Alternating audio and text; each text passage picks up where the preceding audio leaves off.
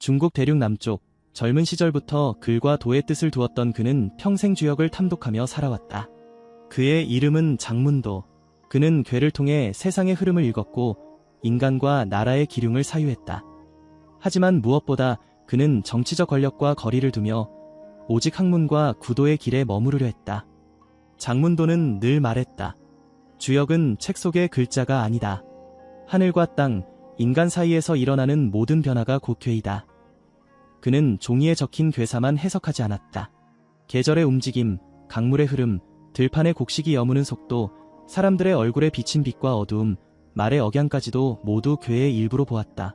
제자들은 그가 세상을 보는 방식을 살아있는 주역이라 불렀다. 이 노인이 평생 남긴 수많은 해석 중 가장 무겁고 길게 전해지는 말이 있다.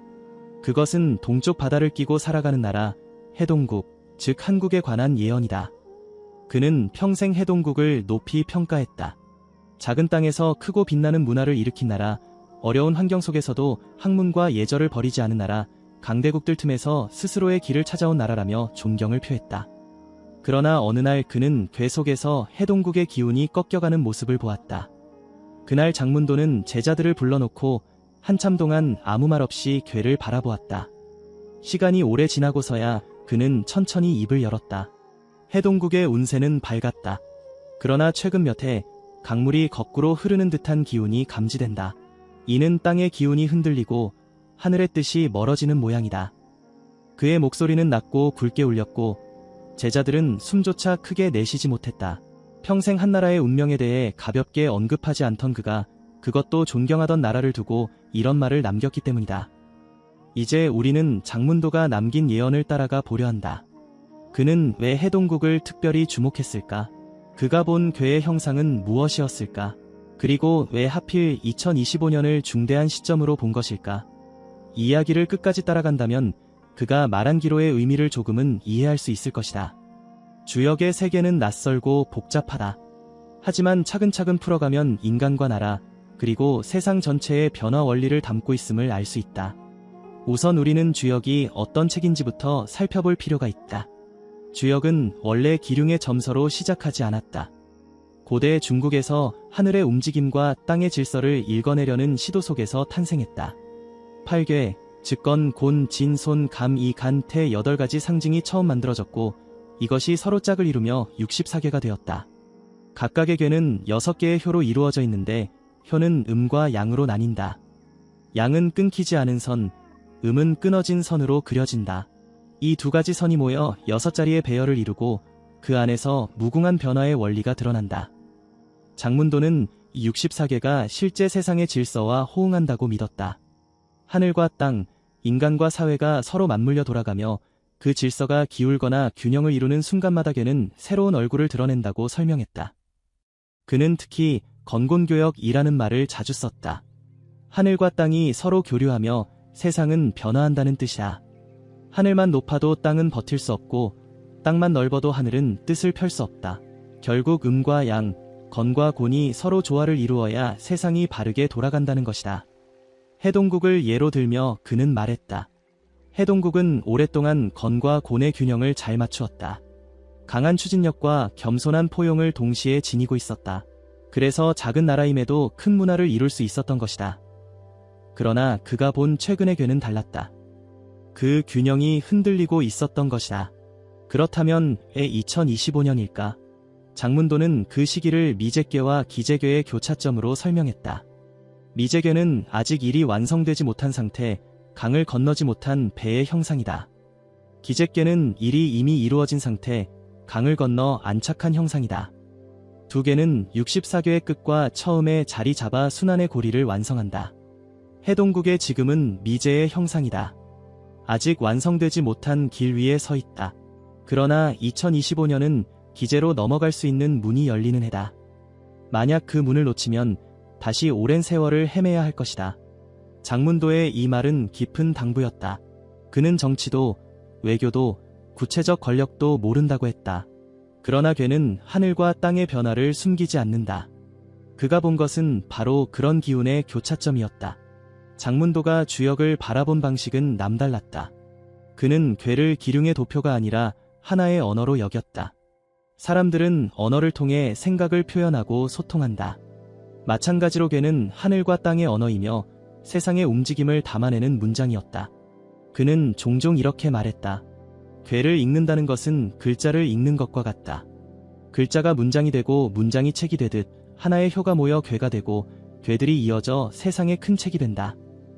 그의 설명은 제자들에게도 쉽지 않았다. 계절의 변화, 사람들 사이의 다툼, 나라 간의 교류, 개인의 삶의 기쁨과 슬픔이 모두 괴의 움직임 속에서 설명될 수 있었기 때문이다. 장문도는 특히 효의 변화, 즉 동요를 중시했다. 주역을 실제로 점칠 때는 6개의 효 중 하나가 변하여 괴 전체의 성격이 달라진다. 그는 이것을 작은 변화가 큰 운명을 바꾼다는 상징으로 보았다. 그리고 이 원리를 개인에게도 나라에도 적용했다. 사람의 작은 말 한마디가 가문을 바꾸고 나라의 작은 선택 하나가 국운을 바꾼다. 효가 움직이는 순간을 놓치지 말라. 그 작은 움직임이 전체의 흐름을 결정한다. 해동국에 관한 그의 예언 역시 바로 이런 맥락에서 나온 것이었다. 작은 나라지만 크게 존경받아온 해동국이 지금 효가 변하는 순간을 맞고 있다는 뜻이었다. 2025년은 그 효가 움직이는 해로서 올바른 변화를 받아들이면 새로운 길이 열리고 그렇지 못하면 큰 위기를 맞는다는 것이다. 해동국은 예로부터 특유의 배움의 전통으로 알려져 있다. 수많은 백성이 어려운 환경 속에서도 그를 익히고 학문을 존중했으며 지혜를 삶에 녹여냈다. 장문도는 이것을 건괴의 힘과 곤괴의 포용이 함께 있는 형상으로 보았다. 건괴는 하늘을 상징한다. 강건하고 창조적인 힘을 의미한다. 곤괴는 땅을 상징한다. 포용하고 길러내는 힘을 뜻한다. 해동국은 오랫동안 이 두 가지 힘을 동시에 지니고 있었기 때문에 작은 나라임에도 큰 문화를 세상에 드러낼 수 있었다는 것이다. 그러나 그는 최근의 괴에서 건괴의 힘은 약해지고 곤괴의 힘도 제 역할을 하지 못하는 형상을 읽었다. 곤이 포용하지 못하면 분열이 생기고 건이 창조하지 못하면 정체가 찾아온다. 그는 제자들에게 이렇게 설명했다. 나는 해동국을 존경한다. 그러나 지금 그들의 괴는 태괴가 아닌 비괴에 가깝다. 태괴는 하늘과 땅이 서로 통하는 형상이다.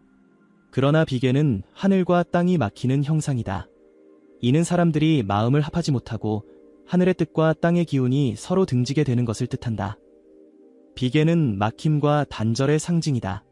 그것은 마음과 정신이 막히는 것을 뜻한다. 장문도는 그것이 해동국에서 감지된다고 말했다. 사람들 사이의 신뢰가 약해지고 오랜 세월 지켜온 내적 힘이 흔들리는 형상이라는 것이다. 그는 이어 말했다. 그러나 괴는 동시에 길을 가리킨다. 막힘 속에서도 통함의 길은 있다. 문제는 그 길을 알아보는 눈과 그 길을 걸어갈 용기가 있느냐에 달려있다. 제자들은 이 말을 깊이 새겼다. 그들은 해동국에 직접 가본 적도 없었지만 스승이 보여주는 괴의 형상을 통해 그 나라가 처한 상황을 눈앞에 보는 듯했다. 이때 장문도가 언급한 것이 바로 2025년이었다. 그는 그 해를 미제와 기제의 갈림길로 보았다. 미제괴는 아직 이루지 못한 형상, 기제괴는 이미 이루어진 형상을 뜻한다. 주역 64괴의 마지막과 처음에 위치한 이 두 괴는 세상의 순환을 상징한다. 미제에서 기제로, 다시 기제에서 미제로 이어지는 순환 속에서 모든 것은 끊임없이 변한다. 장문도의 이 말은 곧 인간 사회의 보편적 진리였다. 개인의 삶에서도, 가정의 평안에서도, 한 기업의 흥망에서도 작은 선택 하나가 큰 변화를 불러온다. 나라 역시 다르지 않다. 주역은 늘 같은 원리를 가리킨다. 작은 효의 움직임이 전체의 괴를 바꾼다. 장문도가 해동국에 대해 남긴 말은 오랜 세월 주역을 탐구하며 얻은 깊은 통찰에서 비롯된 당부였다. 그는 이런 비유를 들며 말하기도 했다. 그가 본 것은 한 나라가 커다란 강 앞에 서 있는 모습이었다. 배는 이미 물 위에 떠 있었으나 노를 쥔 사람들의 손이 흔들리고 있었다. 어떤 이는 강을 건너자 하고 어떤 이는 머물자 했다. 목소리는 크고 서로 충돌했다. 그러나 누구도 제대로 노를 젓지 않았다. 그 사이 강물은 점점 거세졌다. 이것이 바로 미제의 형상이라고 했다. 그는 이어서 말했다. 2025년은 특별하다. 지금까지 미완의 형상으로 머물던 일이 기제로 넘어갈 수 있는 순간이다. 강을 건너면 나라의 길은 이어지고 백성은 안정을 찾을 수 있다. 그러나 만약 노를 잘못 잡으면 배는 물살에 휩쓸려 떠내려가고 말 것이다. 그렇게 되면 나라는 있어도 없는 것과 같아진다. 스승이 말한 것은 추상적이었지만 동시에 너무도 선명했다. 그들은 해동국이라는 나라의 운명이 먼 이야기처럼 들리지 않았다. 그것은 곧 인간 사회 전체의 문제, 나아가 개인의 삶에도 그대로 적용될 수 있는 말이었다. 주역의 힘은 바로 여기에 있었다. 변화의 원리를 설명하고 작은 움직임 속에서 미래를 읽게 하는 지혜의 책이었다. 장문도는 바로 그 지혜를 통해 해동국의 길을 읽어낸 것이다. 그가 말한 2025년은 해동국의 미래이자 동시에 우리 모두의 거울이었다. 그는 한나라의 국운이 흔들리는 것을 보며 모든 인간 공동체가 맞닥뜨리는 보편적 문제를 이야기했다. 길을 잘 잡으면 강을 건너 안착할 수 있지만 방향을 잃으면 강물에 휩쓸려버린다. 그가 가장 많이 언급한 괴는 동인괴였다. 동인괴는 사람들이 같은 뜻을 품고 함께 나아가는 형상이다. 효의 배열 속에서 하늘과 땅, 윗사람과 아랫사람이 서로 조화를 이루는 모습이 드러난다. 장문도는 이 괴를 보며 이렇게 말했다. 한국은 동인괴의 나라였다. 땅은 넓지 않았지만 사람들의 뜻은 하나로 모였다. 어려운 시기일수록 서로 돕고 힘을 합쳐 위기를 이겨냈다. 역사 속에서 한국은 수많은 외침을 받았다. 때로는 전쟁으로 국토가 불타기도 했고 때로는 외세에 굴복해 억눌리기도 했다. 그러나 장문도가 본 주역의 형상 속에서 한국은 늘 다시 일어서는 기운을 지니고 있었다. 그것은 겸괴의 형상이었다. 겸괴는 자신을 낮추고 겸손하게 행동하는 괴다. 힘으로 맞서기 어려운 상황에서도 자신을 낮추며 기회를 기다리고 결국 다시 세워지는 모양이었다. 그는 말했다. 한국은 강대국 틈에서 스스로를 지켜낸 나라다. 그 힘은 무력에서 나온 것이 아니라 겸손과 끈기에서 나왔다. 겸괴는 낮추지만 결코 무너지지 않는다. 그것이 곧 한국의 기운이었다. 또 다른 괴로 그는 손괴를 들었다. 손괴는 줄이고 절제하는 괴다. 자원을 아끼고 힘을 모으고 스스로를 절제하는 과정 속에서 더 큰 힘이 생겨난다. 한국은 자원이 풍부하지 않았다. 그러나 절제와 절약으로 부족함을 견뎌냈고 그 과정에서 오히려 강한 기운을 얻었다. 그는 제자들에게 자주 물었다. 작은 나라가 어떻게 오랜 세월을 버텨낼 수 있었을까? 강대국의 압력 속에서 어찌하여 사라지지 않고 남아있을 수 있었을까? 그리고는 스스로 답했다. 그것은 주역의 길을 따랐기 때문이다. 한국은 건괴처럼 창조했고 곤괴처럼 포용했으며 겸괴처럼 낮추었고 손괴처럼 절제했다. 이 네 가지 덕목이 나라를 지탱했다. 제자들은 고개를 끄덕였다. 한국의 과거를 생각하면 그것이 실제 역사의 해석임을 알 수 있었다. 전쟁의 폐허 속에서도 다시 일어나 학교를 세우고 글을 배우고 문화를 지켜낸 민족이었다. 굶주림 속에서도 자녀의 공부를 포기하지 않았고 작은 마을마다 책을 읽는 전통을 이어갔다. 이러한 기운이 바로 국운의 근본이었다. 장문도는 또 하나의 괴를 언급했다. 그것은 임괴였다. 임괴는 임박한 기회를 뜻한다. 기회가 다가오는 순간 올바른 태도로 맞이해야 한다는 상징을 담고 있다. 그는 한국의 지난 역사 속에서 여러 차례 임괴의 순간이 있었다고 말했다. 때로는 그 기회를 잘 붙잡아 새로운 길을 열었고 때로는 놓쳐서 다시 긴 어려움을 겪기도 했다. 그는 강조했다. 임괴는 늘 경고한다. 기회가 다가오면 반드시 겸손하게 받아들여야 한다. 교만하거나 방심하면 그 기회는 곧 사라진다. 한국은 수많은 임괴의 순간을 지나왔다.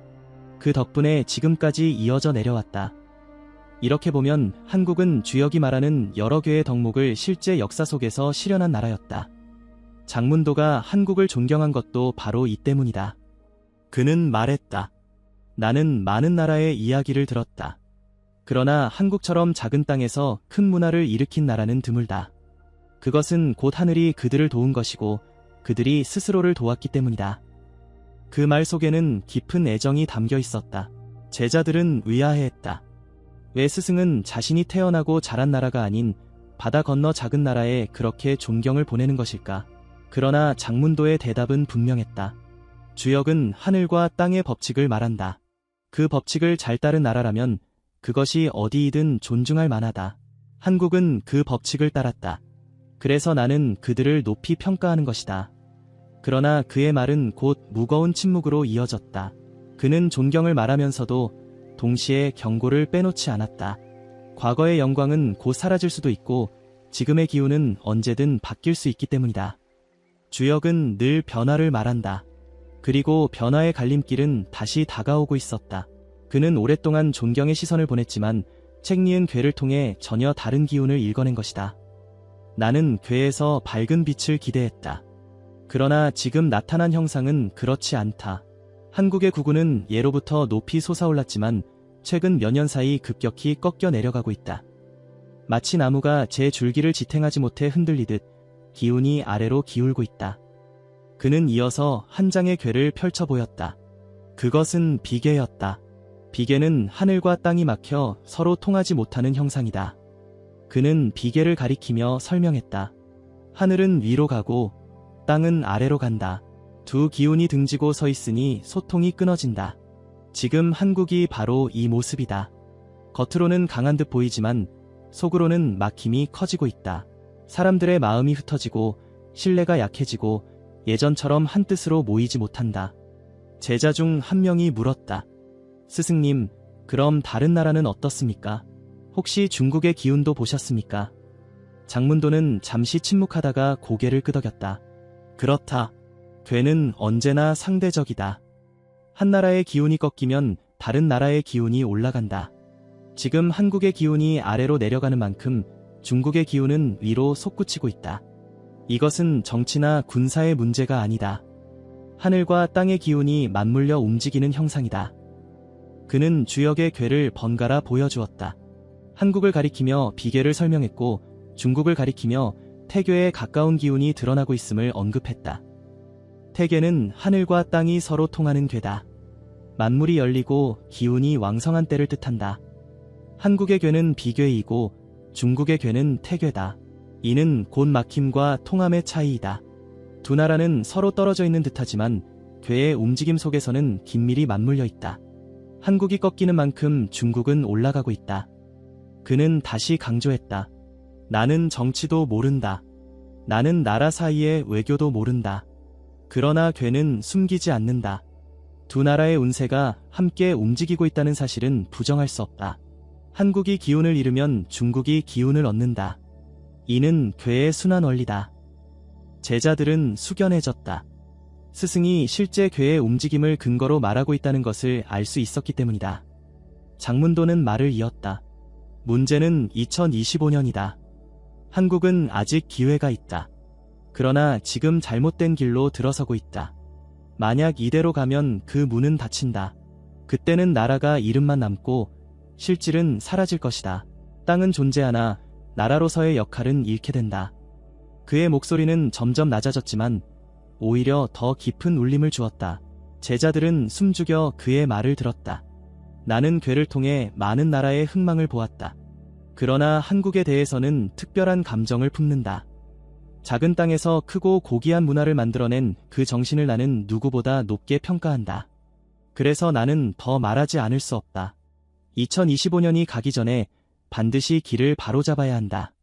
그렇지 않으면 큰일이 일어난다. 그는 괴를 가리키며 길게 설명했다. 미제괴는 아직 다 건너지 못한 강이다. 배가 강 한가운데서 방향을 잡지 못하면 물살에 휩쓸린다. 지금 한국은 그 배 위에 있다. 방향을 잡으면 강을 건너 기슭괴에 도달할 수 있다. 그러나 방향을 잃으면 강물에 휩쓸려 내려간다. 그때는 강을 건너기 전보다 더 위험하다. 다시는 되돌아오기 어렵다. 제자들은 그의 말 속에서 경고 이상의 무게를 느꼈다. 그것은 곧 운명에 관한 이야기였다. 2025년이다. 바로 이 해가 분수령이다. 아직 기회가 남아있다. 만약 이대로 가면 그 문은 닫힌다. 닫히고 나면 더는 돌아올 수 없다. 나는 감히 말한다. 한국은 지금 가장 위험한 시기에 있다. 그는 깊은 숨을 내쉬며 말을 이었다.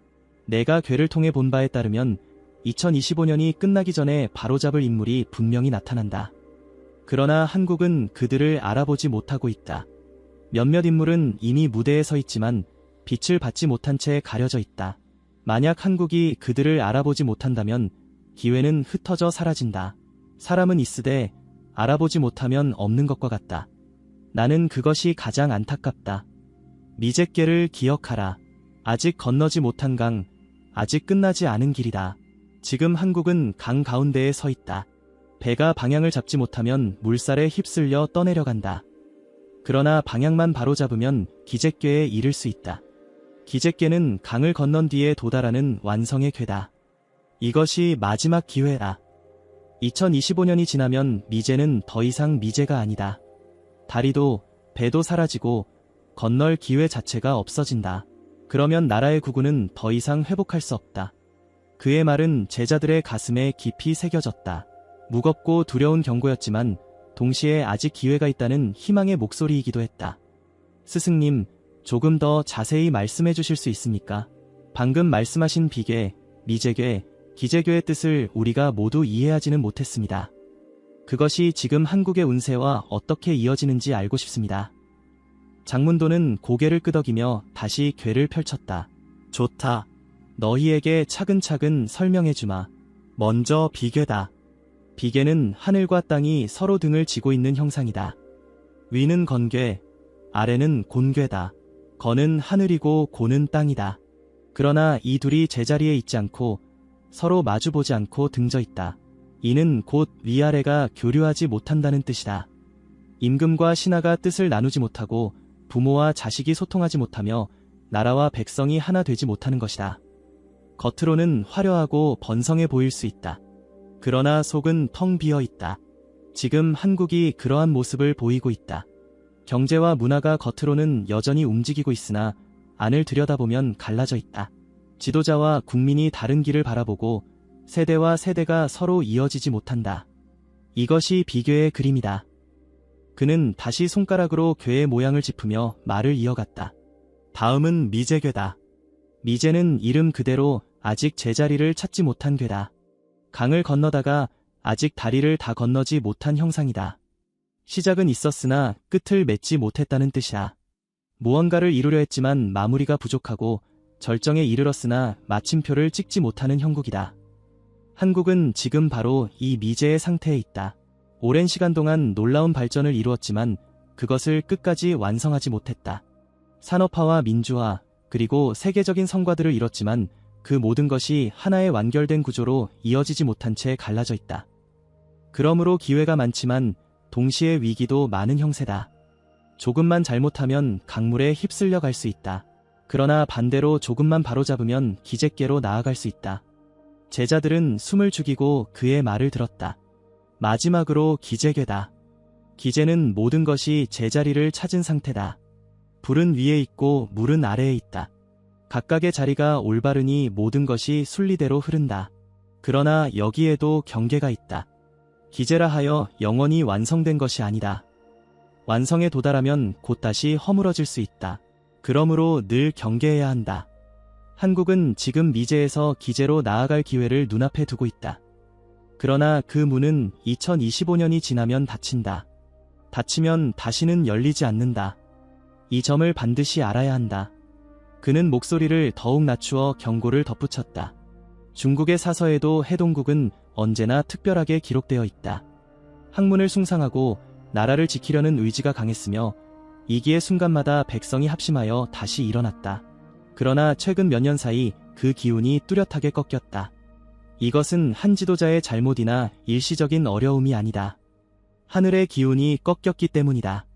그런 만큼 더 큰 경계가 필요하다. 제자들은 스승의 말을 들으며 깊은 침묵에 빠졌다. 그들 중 나이가 지긋한 제자는 천천히 고개를 끄덕이며 입을 열었다. 스승님께서 말씀하신 비계, 미제궤, 기제궤의 상징이 너무도 선명합니다. 저희는 주역을 오래 배웠지만 그것을 구체적인 나라의 운세와 연결해 이렇게 뚜렷하게 설명하신 말씀은 처음입니다. 저는 특히 비계의 모습이 지금의 한국, 즉 대한민국의 상황과 닮아 있다는 생각이 들었습니다. 그는 이어서 말했다. 비계는 위와 아래가 소통하지 못하는 궤라고 하셨습니다. 저는 그것이 지금 한국 사회의 갈라짐과 무관하지 않다고 생각합니다. 세대 간의 갈등, 계층 간의 갈등, 지역 간의 분열, 심지어 남과 북의 대립까지 외형적으로는 여전히 움직이고 발전하는 듯 보이지만 그 안에는 보이지 않는 균열이 커져가고 있습니다. 예전에는 어려움 속에서도 하나가 되어 이 길을 돌파하던 기운이 있었는데 지금은 각자의 목소리만 높아지고 공동의 길을 찾지 못하는 듯합니다. 이것이 비계가 보여주는 그림과 닮아 있습니다. 또 다른 제자는 미제께를 떠올리며 말했다. 스승님께서 말씀하신 미제께, 강을 건너다 아직 다리를 다 건너지 못한 모습이 지금 한국에 꼭 맞는 말 같습니다.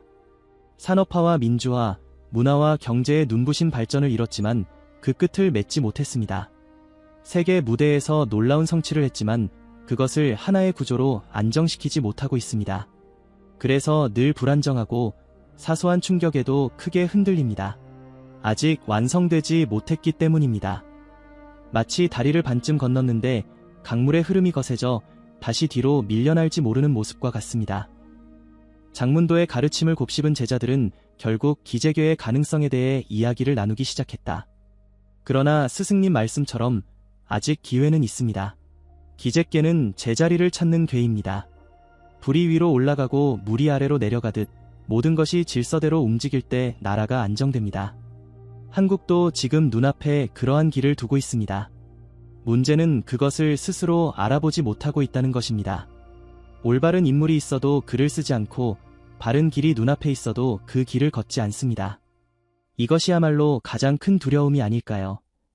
그들은 서로를 바라보며 긴 한숨을 내쉬었다. 장문도의 말은 주역의 원리로 풀어낸 분명한 흐름이었다. 비계가 보여주는 분열, 미제계가 나타내는 미완성, 그리고 기재계가 상징하는 올바른 질서. 이것은 그저 예책에 적힌 추상적인 말이 아니라 눈앞의 현실과 연결되는 생생한 경고였다.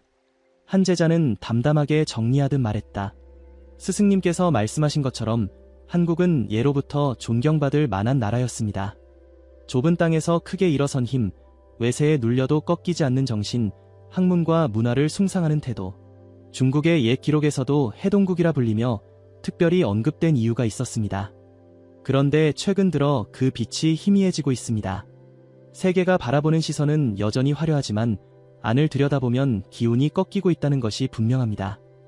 이대로라면 한국은 국운을 잃고 이름만 남은 나라가 될지도 모릅니다. 그의 목소리는 점점 더 무거워졌다. 그러나 저는 스승님의 말씀 속에서 희망을 봅니다. 2025년 바로 그 해가 중요한 갈림길이 될 것입니다. 그 안에 길을 바로잡을 수 있다면 한국은 다시 기재교의 모습으로 나아가고 새로운 국운을 맞이할 수 있을 것입니다. 그러나 그렇지 못하다면 역사의 물줄기 속에서 점점 작아지고 마침내 사라진 듯 존재감 없는 나라가 될 수도 있을 것입니다. 제자들은 모두 고개를 숙였다.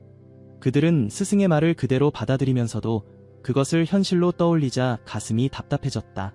그것은 이미 눈앞에서 나타나고 있는 흐름, 그리고 다가올 운명의 길이었다. 장문도는 긴 침묵 끝에 마치 오랜 생각을 정리하듯 천천히 말을 이었다. 그의 목소리는 낮았지만 제자들은 숨조차 고르지 못한 채 귀를 기울였다. 나는 다시 말하지만 나는 정치를 아는 사람이 아니다. 그러나 주역은 사람의 운명뿐 아니라 나라의 기운도 드러낸다. 한국, 즉 해동국이라 불렸던 이 땅은 본래 작지만 강한 기운을 지닌 나라였다. 역사의 긴 흐름에서 수많은 외세의 도전을 받았지만 그때마다 다시 일어났다. 그것은 땅의 힘이 아니라 사람들의 정신에서 비롯된 것이었다. 스승님, 그 길을 바로잡을 수 있는 사람은 누구입니까? 장문도는 잠시 침묵하다가 대답했다. 몇 명이 있다. 나는 그들의 모습을 보았다. 그들은 이미 이 땅에 있으며 2025년 안에 길을 열 수 있는 자들이다. 그러나 안타깝게도 소란 속에서 그들의 목소리는 가려져 있다. 사람들은 눈앞의 이익에 매달리고 본질을 보지 못한다. 만약 그들을 외면한다면 한국은 스스로 기회를 버리는 셈이 된다.